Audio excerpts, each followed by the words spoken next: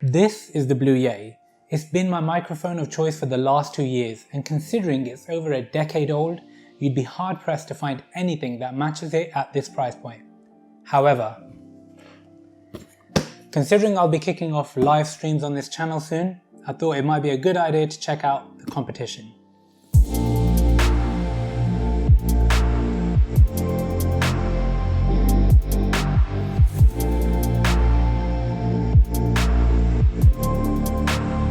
What's going on guys, Saiyan Prince here and welcome to my first tech review.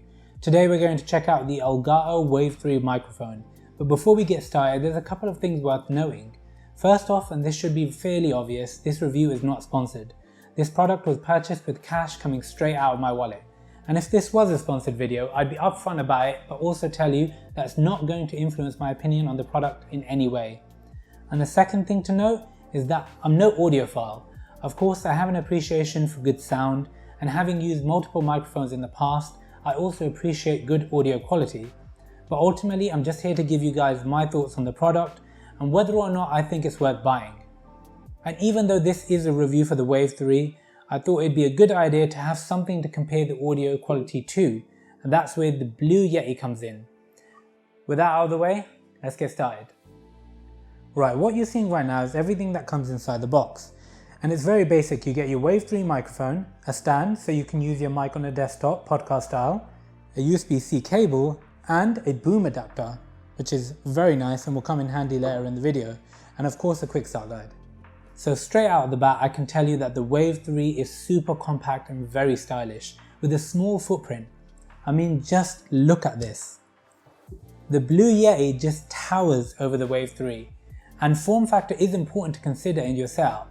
For example, one of the issues I have with my Yeti due to its size is that it can sometimes interfere with my shot. As an example, if I'm streaming, the Yeti usually shows in the shot due to its size, but the Wave 3 being so sleek and small is just hidden out of sight. There's one thing I love about the design, and anyone who's seen my setup knows I'm a fan of all things being black. In that regards, the Wave 3 doesn't disappoint. The design is very minimalist, and again I quite like that. The Blue Yeti on the other hand kind of screams studio microphone to me, but the Wave 3 I can see it fitting in any setup really. I guess whilst we're on the topic of aesthetics, it's worth talking about build quality. Now, the Blue Yeti is an absolute brick. The microphone and stand are both quite heavy, almost to the point where if I attach it to my desk mount, the microphone's weight will force the arm down even after tightening the screws. However, having that weight also gives me that confidence that if I drop this, which I have done so in the past, it won't just shatter. Whereas on the other hand with the Wave 3, it isn't as heavy, but I wouldn't call it lightweight either. It's very much in the middle. It feels rather strong in the hand, but I can also pick it up with ease and carry it around. You can't really have it both ways, but I guess the Wave 3's lighter and smaller form factor will make it easier to transport. So now we move on to the most important aspect of a microphone, the sound quality. The microphone you invest in needs to produce great sound, and I'm happy to report the Wave 3 can produce some fantastic audio. In fact, the audio you're hearing right now is coming directly from the Wave 3, but with a couple of adjustments I made in post. Now before I move on to the raw unfiltered audio demos, there's a couple of things you might want to consider when buying a microphone other than price. One factor to consider is that there are different types of microphones that serve different purposes. Now I'm not going to go into too much depth with all the different types of microphones available, but what I will say is that the Wave 3 is considered to be a condenser microphone. To make this really simple, a condenser microphone is best used to capture vocals and high frequencies. You'll find that most YouTubers will use condenser mics in their studios, for game streaming and for podcasts. The other thing to be aware of is the microphone's polar pattern. Essentially, a polar pattern is meant to show you how your microphone goes about recording its sound. For example, the Blue Yeti has 4 different polar patterns, whereas the Wave 3 only has the one. That's the cardioid polar pattern, and it's the one that I would recommend using. Essentially, what that means is that it will pick up audio best when you are directly in front of the microphone. Now let's move on to some demos. I'm going to be testing out both microphones here. For now we're going to focus on raw, unfiltered audio coming directly out of the microphones, and after that I'll add some effects in post with Audacity to see what kind of sound we can try and achieve. So this is a quick sound test of the Elgato Wave 3 microphone. This is raw audio coming directly out of the microphone with no post effects added. I'm sitting around 1 to 2 feet away from the microphone. Now let's go and try the Blue Yeti. So here's a quick sound test of the Blue Yeti. This is raw audio coming directly out of the microphone with no post effects added. The Blue Yeti does come with an inbuilt button allowing you to adjust the gain on the fly.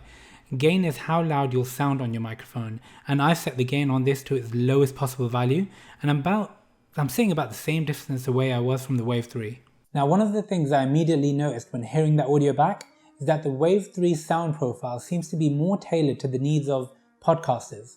What I mean by that is that the mids and the highs are very accurate, but there seems to be a de-emphasis on the bass. Whereas on the Blue Yeti, my voice sounds fuller due to the increased bass.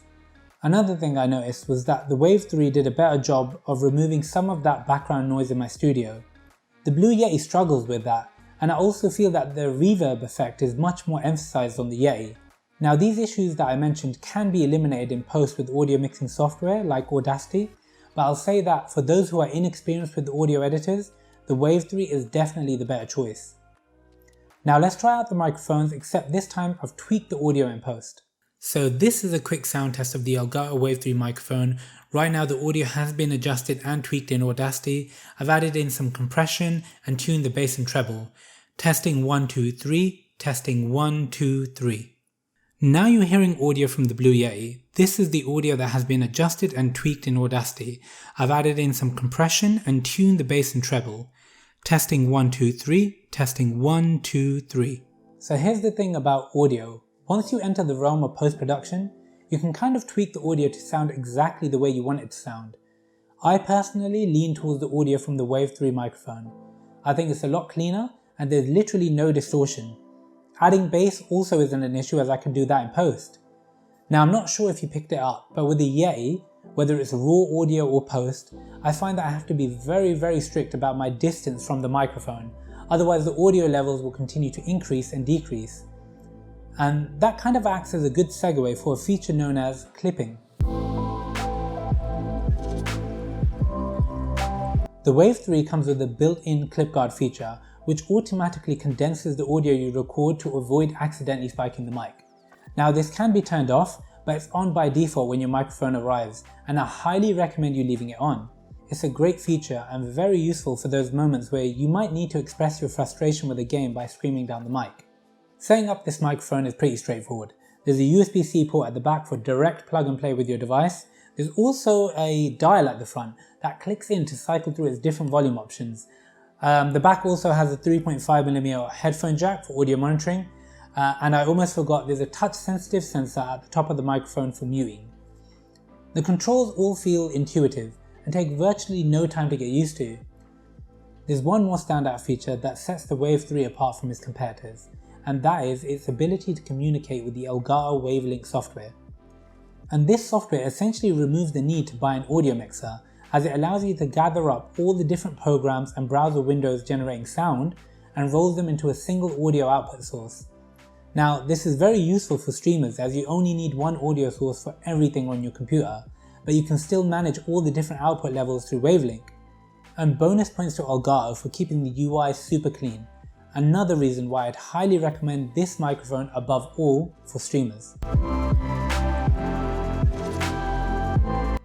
All in all, I think the Wave 3 is a fantastic product. It can produce really high level audio, almost studio quality at a fraction of the price. And that leads to my final point.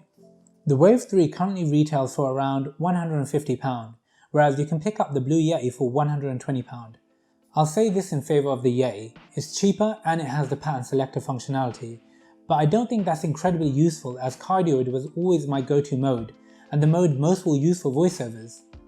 I think both microphones produce great audio, and if you already own a Blue Yeti, you're not going to notice a huge boost in your audio quality by upgrading. However, if you are in the market for a new microphone and you're looking to stream or do voiceovers, I think that £30 premium is absolutely worth your investment. The Wave 3 is light, built well, easily transportable, can produce excellent audio, has some great features like clip guard, and it can also take advantage of Elgato's Wavelink software. It's also incredibly easy to use and set up, and for lack of a better term, the Wave 3 is as close to an idiot-proof recording device as possible, given how much it mitigates the problems of getting too close to a microphone.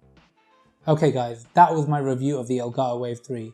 I'm sure I can continue to improve my tech review series as I ramp up to full production, So if you have any feedback, or if there's anything else you want to know about either of these microphones, sound off in the comments below. I'd appreciate a like and a sub. Take care, be safe, and I'll catch you all on the next video.